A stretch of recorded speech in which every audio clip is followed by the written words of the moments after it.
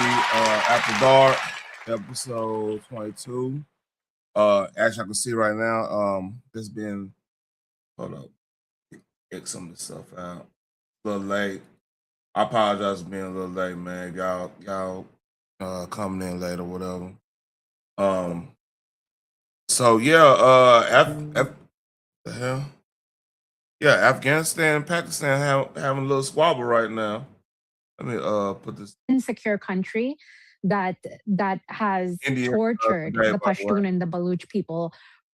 So yeah, it's some this started going on probably around this afternoon Central Time, like American Central Time, by like 2 p.m.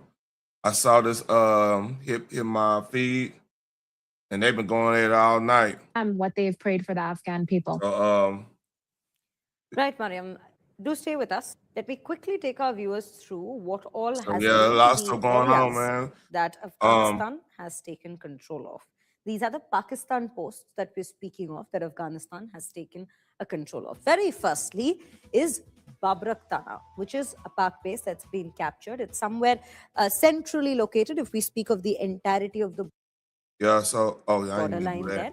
And that is where one of the particular Pak bases are located, and that's been captured. Next up, we are looking at Ghashi, Kando. This Yeah, so apparently the Taliban, if y'all don't know what's going on over there right now, the Taliban struck a deal with the Iranians, but then this happened like just out of nowhere. Like they had a little squabble back in October. Like nobody knew anything about it because October 25th, we were talking about a lot of the what were we talking about 25th?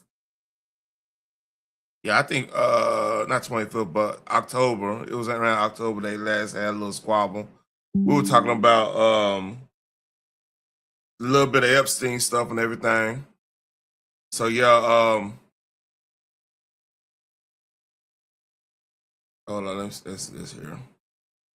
where in Nari, where 2 and 1 outposts have in fact been 3 total have been in fact captured by Afghanistan, and Gosht is the last place where 2 outposts again have been captured by Afghanistan. This is also in that northern region in itself that we are speaking of. This particular region is where we see, and it's again towards the interior, a little towards the interior side, inclining towards Afghanistan as we speak. So these are the outposts that have been captured by Afghanistan. These are Pakistani outposts as we speak. Pranay Upadhyay joining me on the broadcast now. Pranay, we are talking of a time when escalations have in fact been intensifying in this very region. We just spoke to Gaurav and his insights, and both Mariam also has to say, who's joined us on the broadcast, that this is no longer an escalation that might be contained. It's not a skirmish of sort that we are looking at. And for that matter, it may spill over the Khyber Pakhtunkhwa region as well, which then might in fact become a bigger war, as Pakistan is wanting to term it. That yes, they're launching a full-scale war against Afghanistan, which brings us to the question, what is next? Because from the looks of it, it doesn't seem that negotiations would come in easy at this time from even players like Doha, even players like Qatar, like we had seen the Doha negotiations that had taken place last time in 2025. Shreya, Pakistanis or Pakistan military will be foolish to if they decide to launch a full-scale war and go for a boots on ground, because Afghanistan, is termed or known as graveyard of empires. Many mighty armies, be it the Soviet army or even the US army, had to retreat from Afghanistan because that's a difficult terrain, and Pakistan would want to limit it to air operation, and Pakistan would want to limit it to the border regions only. But what we are witnessing right now is an intensified conflict between Afghanistan and Pakistan. And if you see how it is coming up at regular intervals, like post 2021, when Taliban came to power, there was a rejoicing. Here's the problem Pakistan got right now, man. They got to protect those nukes, right? The last thing, so this is a possibility. I don't know this to be true. This is just me spitballing right now. only way this makes 100% makes sense is two factions, two line of thinking, I should say. I would say Afghanistan, since Afghanistan, Taliban and the IRCC, the Revolutionary Guard over there in Iran, right? They came up to the Islamic Republic or whatever. They came to some agreement or whatnot. They got a little allyship. So them doing anything against Pakistan is probably try to get their nukes. Not saying that's gonna happen. Not saying they got the capability of doing that or whatever. So I mean that I don't know how. I mean, honest got truth, I don't know if this probably Taliban doing what they want to do in the way it go. They probably didn't even consult with Iran on this. Cause like I didn't know this. Taliban and the ISIS there, they got like some type of agreement. That came up from another stream. That threw me off because they are like sworn enemies. So yeah, is this gonna escalate? That's remain to be seen, man. Be 100. It's so many moving parts over there, and then what makes this like very suspect. Westcott was having a negotiation with Iran to kind of get like an understanding there, but like it's not going anywhere. So it's something going on behind the scenes. It's gonna come out sooner or later. But yeah, this came out like this whole situation kind of came out of nowhere. And this is all I want to talk about that because it's right now like India. They got everybody all the new. I went and looked up all the news things just to see what's going on, if it just escalated or not. And everybody got slammed. It's crazy. It's like fog of war is real. So like the Pakistanis calling Afghanistan India proxy and vice versa. Then I mean you got elements that got all kinds of elements out there trying to tug in and trying to dictate what's true or not, So I don't keep it at that. There's some more news coming around. This dropped too. Like right when this stuff going on, this stopped. The CEO of the WEF quits after Tasa Epstein came to light. This happened today. I want to say earlier this earlier this day. President and CEO of the World Economic Forum, I wonder if that's Brohead Brenda or Boris Brenda. Like, matter of fact.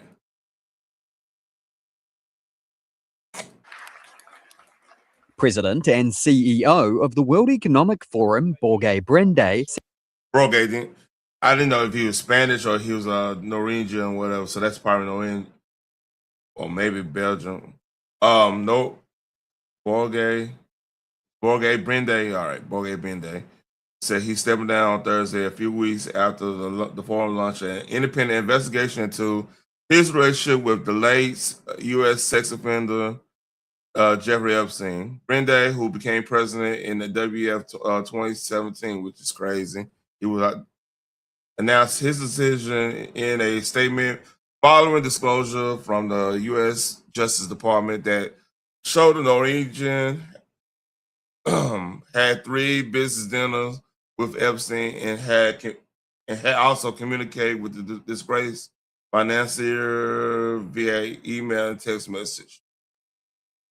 After quote, after careful consideration, I have decided to step down as president and CEO of the World Economic Forum. My time here, spanning 8.5 years, has been profoundly rewarding. Blah blah blah.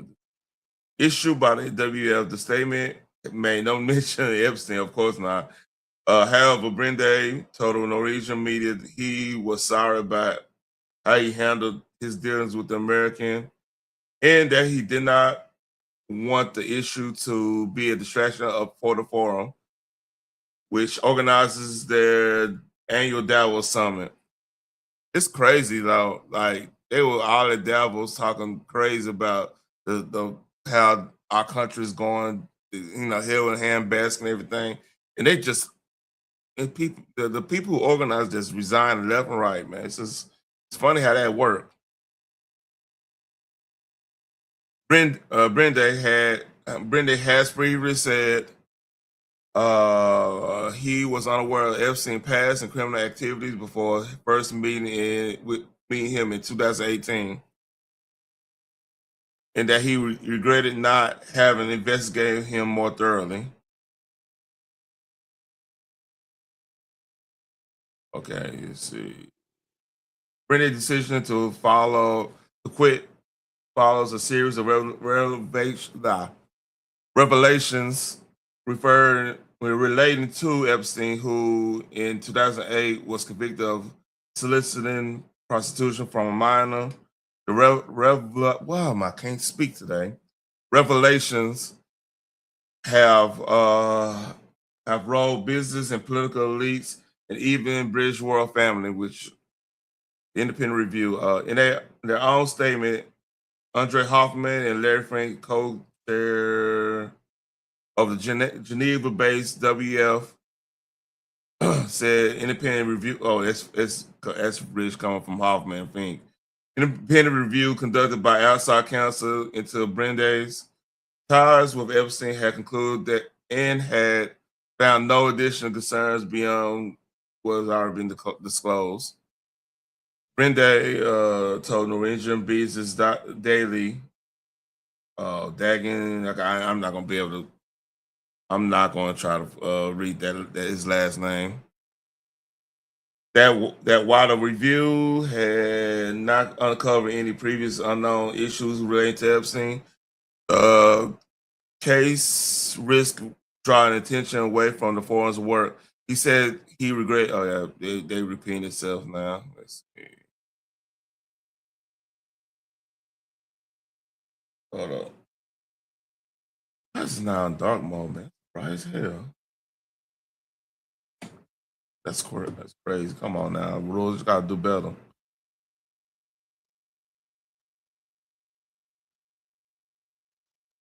All right. So I'll get here. Text message from 2018-19 release among the Epstein files appeared to show a friendly tone between the two men, with Brende calling Epstein a quote-unquote brilliant host and saying, quote, missing you, sir, which is crazy. After a dinner with Epstein, former Trump aide Steve Bannon and former Norwegian, Steve Bannon, okay. Their last communication was a week. See, that makes sense because Steve Bannon was he did that interview with Epstein for Vlad TV. So that's yeah. That interview, if y'all haven't heard it, man, it was crazy. So I guess it's Zing Switch. No, don't even managing director Alois Zwingy. Yeah, I'm gonna take a swing at. I think it's Zwingy. Will serve as the interim president and CEO, and the forum's board of trustees will oversee the leadership transition, including a plan to identify a permanent successor. They added. They talk about the Epstein files. So yeah, it's crazy. Like, yeah, things are happening.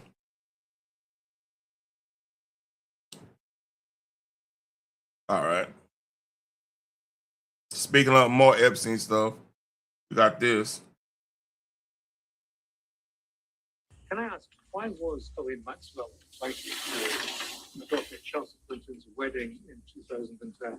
She'd already been mentioned in a civil lawsuit by Virginia Giuffre before that. Jeffrey Epstein had already been convicted before that. she came as the +1, the guest of someone who was invited. Thank you, everybody. Appreciate it. Thank you all. Can I ask, why was Let's see. Yeah. Yeah, what's it-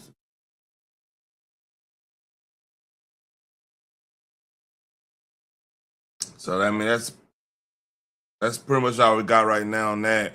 I wish I was here. I wasn't at work during the whole situation. When that all went down, but got some movie news for you. This is gonna be a short stream, by the way.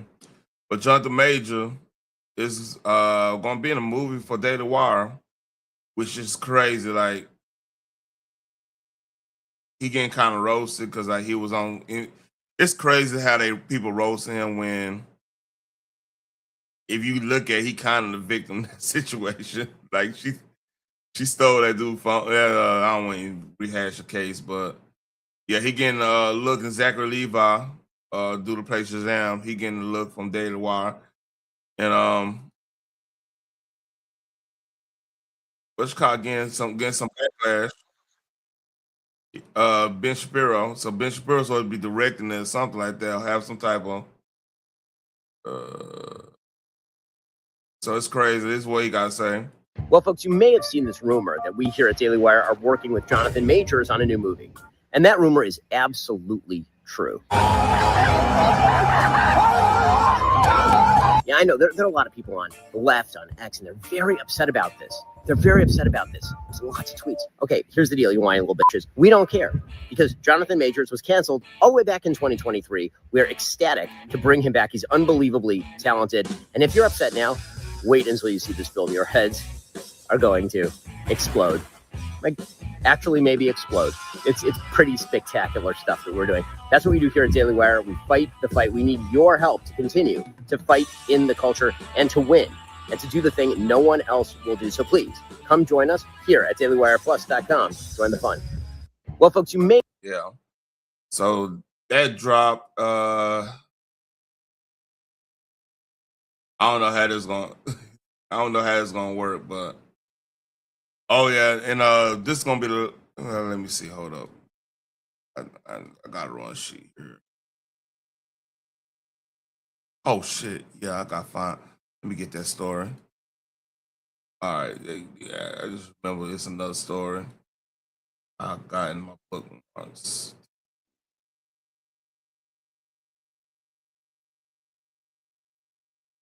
So apparently the DHS agents were hacked throughout the whole situation in Minnesota and elsewhere. So this is Christy Nome talking about it. Came into this office, it was, Elon and his team were extremely helpful to me.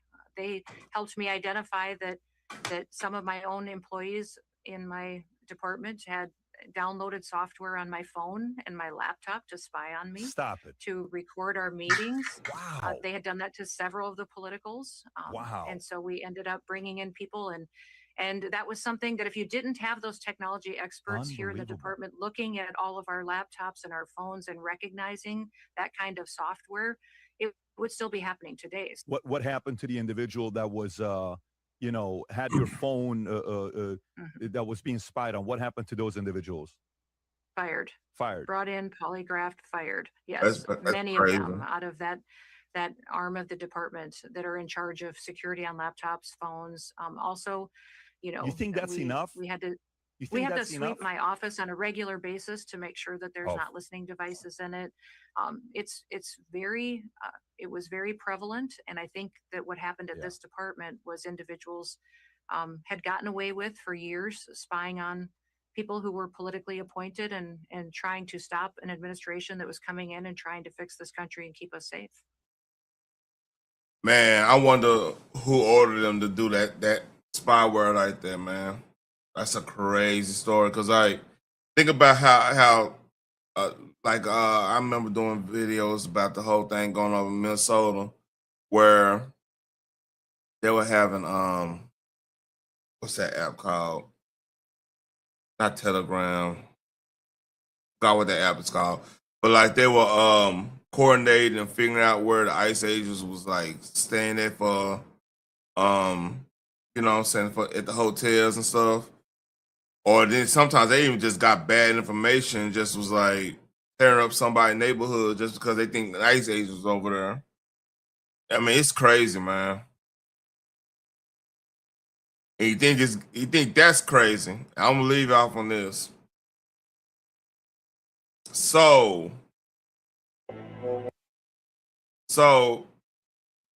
a list of Bohemian Grove members and guests allegedly leaked to the New York Post.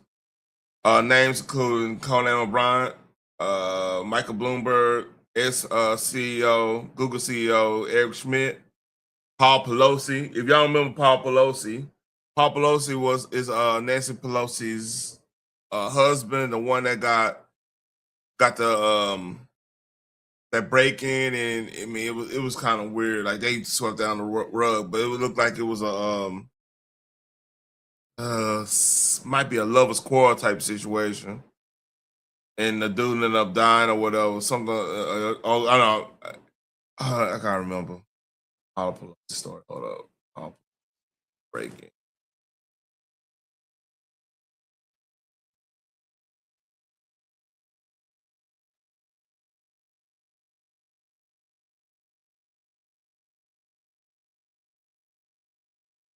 Yeah, this dude, yeah, he got life without parole for attacking Paul Pelosi, that Nancy Pelosi's husband.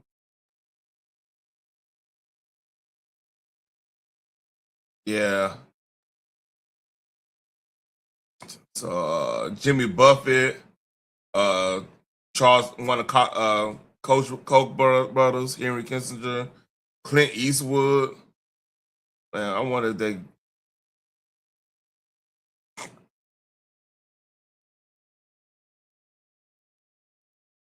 Okay.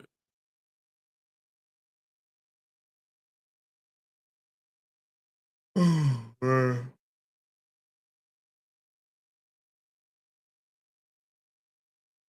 Man. Yeah, so look out for that tomorrow. That dropped probably what 3 hours ago. So this gonna break the internet probably. Well, it ain't probably gonna break the internet because everybody know this going on. But I'm really gonna break if this come out and all the names out. I will do a live tomorrow, man, because I probably kind of cheat y'all. I'm just doing a 20-minute short one real quick. So yeah, let's see if anything else going on. So I'm gonna break it. I'm probably gonna chill out and if I do something, it might be either tomorrow or Elimination Chamber is gonna be Saturday. I might do a stream there, and if anything goes on down, like we attack Iran or something like that, something crazy, I'll definitely go over that. But y'all like, share, and subscribe, and I appreciate anybody that showed up and everything. Y'all catching this on replay, please leave a comment, and peace.